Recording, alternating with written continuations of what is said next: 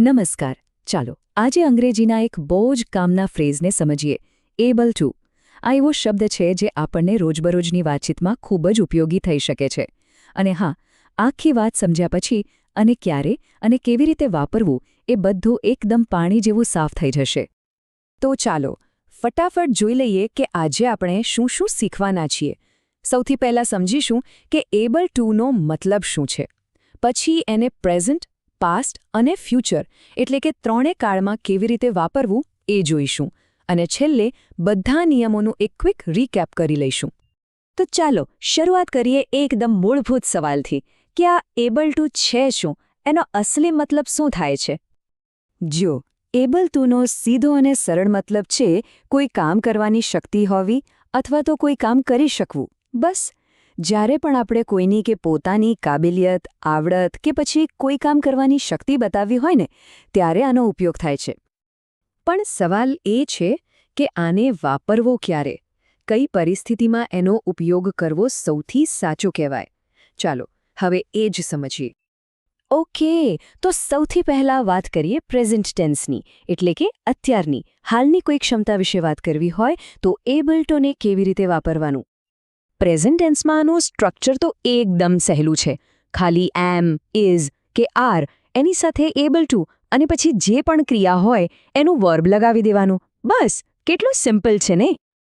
જેમ કે માની લો કે કોઈને કહેવું છે કે હું અંગ્રેજી વાંચી શકું છું, તો એ કહી શકે આઈ એમ એબલ ટુ રીડ ઇંગ્લિશ.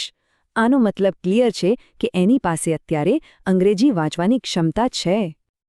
અને એવી જ રીતે જો કોઈ બીજા વ્યક્તિની વાત કરવી હોય તો he is able to drive a car, એટલે કે એ ભાઈને કાર ચલાવતા આવડે છે, એ એના માટે સક્ષમ છે. હવે અહીં એક મજાની વાત છે. ઘણાને થશે કે આઈ કેન રીડ ઇંગ્લિશ પણ કહી શકાય ને. તો હા, બિલકુલ. પ્રેઝન્ટ ટેન્સમાં કેન અને એમ/ઇઝ/આર એબલ ટુ લગભગ એક સરખા જ છે. તમે કોઈ પણ વાપરી શકો છો, બંનેનો મતલબ એક જ નીકળશે. ચલો પ્રેઝન્ટ ટેન્સ તો સમજાઈ ગયો. હવે જરા પાસ્ટમાં જઈએ.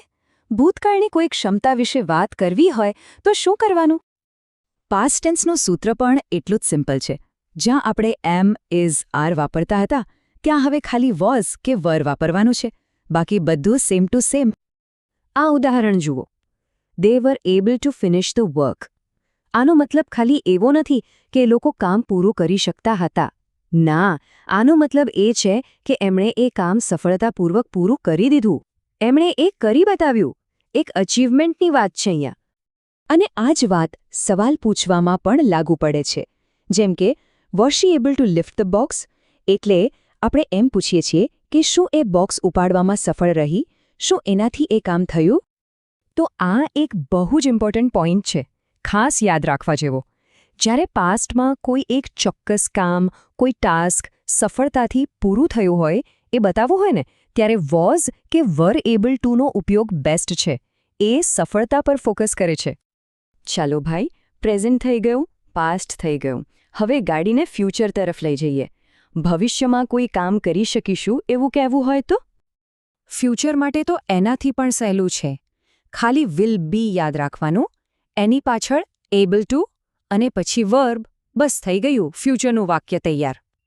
આનો ઉપયોગ કરીને આપણે ભવિષ્યના પ્લાન્સ કે ગોલ્સ વિશે વાત કરી શકીએ છીએ. જેમ કે આ વાક્ય જુઓ, કેટલું પોઝિટિવ છે. We will be able to speak English after 6 months. મતલબ કે 6 મહિના પછી આપણામાં અંગ્રેજી બોલવાની ક્ષમતા આવી જ જશે. મસ્ત છે ને. અને હવે એક ગોલ્ડન રૂલ. આ ભૂલ બહુ લોકો કરે છે.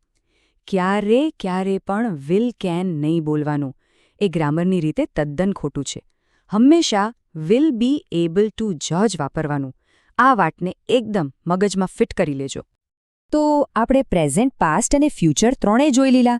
ચાલો હવે એક ફટાફટ રીકેપ મારી લઈએ જેથી બધું એકસાથે યાદ રહી જાય. તો જુઓ, એકદમ સિમ્પલ છે. પ્રેઝન્ટમાં એમ, ઇઝ, આર. પાસ્ટમાં વોઝ, વેર અને ફ્યુચરમાં વિલ બી. આ ત્રણેય સાથે એબલ ટુ અને વર્બ લગાવી દેવાનું. આટલું યાદ રહે એટલે બસ. આ એકદમ પરફેક્ટ ચીટ શીટ છે. તો હવે આ બધા નિયમો તો એકદમ ક્લિયર થઈ ગયા.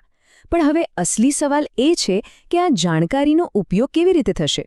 આ નવી સમજ પછી હવે આપણે અંગ્રેજીમાં એવી કઈ કઈ નવી વસ્તુઓ કહી શકીશું જે પહેલાં કદાચ અઘરી લાગતી હતી. આ જ્ઞાનથી આપણી અંગ્રેજી બોલવાની જે સફર છે એમાં શું ફરક પડશે? જરા વિચારવા જેવી વાત છે.